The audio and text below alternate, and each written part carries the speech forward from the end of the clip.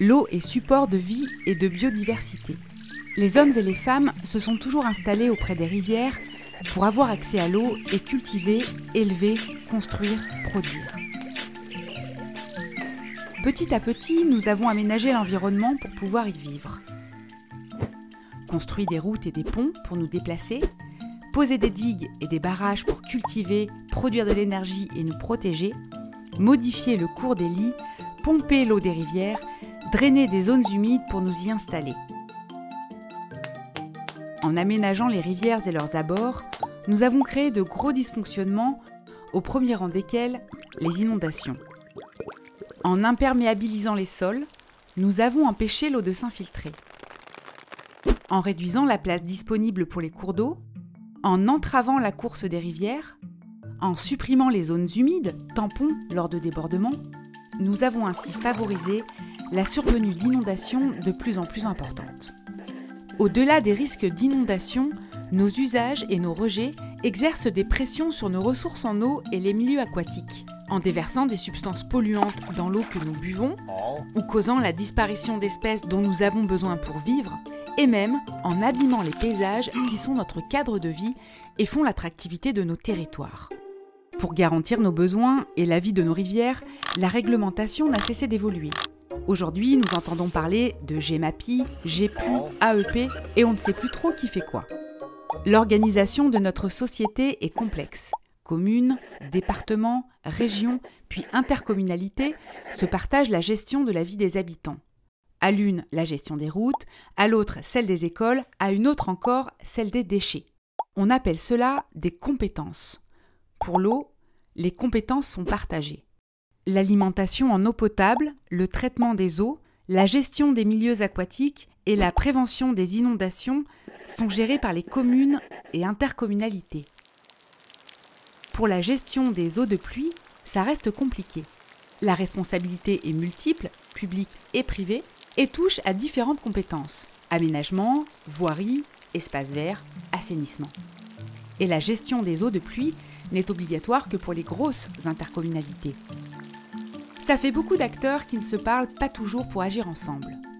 La loi sur l'eau de 1992 oblige à considérer la rivière comme un tout, à gérer d'amont en aval dans son ensemble, c'est-à-dire son bassin versant.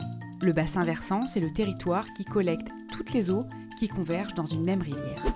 L'idée, c'est de gérer tout en même temps, la qualité des eaux, la gestion des ressources, l'entretien des berges, la faune et la flore, les digues et la protection contre les crues. Le tout en lien avec l'urbanisme et de façon solidaire entre les collectivités. Considérer que tout est lié, ça s'appelle la gestion intégrée. Le territoire Luberon-Lure possède 4 bassins versants. Celui de la rivière Calavon-Coulon, par exemple, prend sa source à Banon, s'enrichit des eaux de tous ses affluents et se jette, environ 90 km plus loin, dans la Durance, sur la commune de Cavaillon. Son bassin représente 36 communes et environ 1000 km². Depuis 2001, ce bassin est géré par un schéma d'aménagement et de gestion des eaux dit SAGE, un outil pour mettre l'eau au cœur des projets d'urbanisme. Il a 4 grands objectifs: améliorer la qualité des eaux, gérer les ressources et les usages, préserver les milieux aquatiques, lutter contre les crues et les inondations. Ces objectifs sont déclinés dans des programmes d'action. Pour les inondations, le programme d'action et de prévention des inondations dit PAPI.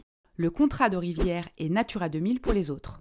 Tout ceci est réfléchi et rédigé collectivement au sein de la Commission locale de l'eau qui réunit les différentes collectivités, des usagers et des partenaires. Le parc du Luberon pilote le SAGE et anime la clé. Il intervient sur la gestion de la ressource en eau, qualité et quantité, ainsi que sur la préservation des milieux aquatiques. Le syndicat intercommunautaire de rivière Calavon-Coulon exerce la compétence GEMAPI pour les intercommunalités en intervenant sur l'hydraulique et la restauration des rivières, avec le parc pour les milieux naturels. Il anime le contrat de rivière et le PAPI. Ce qu'on cherche à faire avec la clé, c'est travailler ensemble, mettre du lien entre les différents décideurs et usagers de l'eau et de l'urbanisme. C'est aussi partager les expériences et les bons conseils pour repenser l'eau en ville, préserver, restaurer et réussir des aménagements respectueux des rivières. C'est voir l'eau comme un atout comme un milieu de vie, support d'activité et d'attractivité. C'est enfin créé chez les décideurs ce qu'on appelle le réflexe sage. Par exemple, pour limiter les risques liés à l'eau, bien sûr en entretenant les digues sur les secteurs habités, pour qu'elles résistent quand l'inondation est là et qu'elles causent le moins de dégâts possible. Mais aussi et surtout, en concevant un urbanisme durable en harmonie avec l'eau.